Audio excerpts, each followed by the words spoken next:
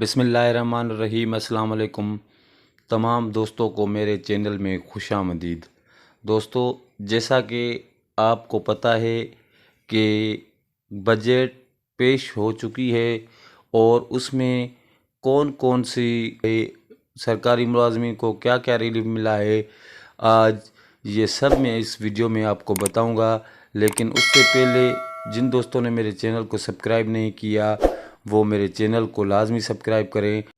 جی تو دوستو، گریڈ 1 سے لے کر 16 گریڈ تک کے ملازموں کے لیے 35% اضافہ منظور ہوا ہے، اور گریڈ 17 سے لے کر گریڈ 22 کے ملازموں کے لیے 30% اضافہ منظور کیا گیا ہے۔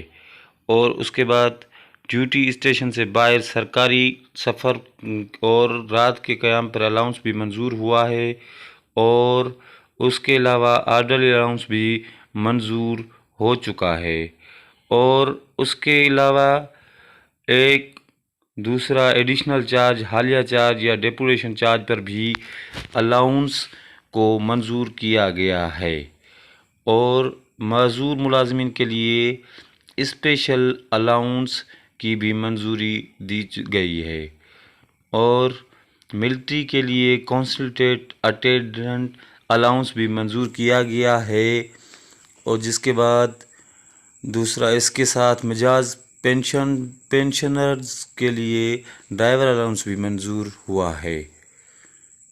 اور دوستو، سرکاری ملازمین کی پینشنز کم سے کم 12,000 روپے کرنے کی منظوری بھی ملی ہے، اور اس کے علاوہ اجرت کم سے کم 25,000 سے بڑھا کر 30,000 روپے کر دی گئی ہے۔ اور دوستو، بیواؤں کے لیے ہاؤس بلڈنگ اسکیم شروع کرنے کی بھی منظوری دے دی گئی ہے، اور EOBI کو 8,500 سے بڑھا کر 10,000 روپے کرنے کی منظوری مل چکی ہے۔ تو دوستو، یہ تھی میری آج کی ویڈیو۔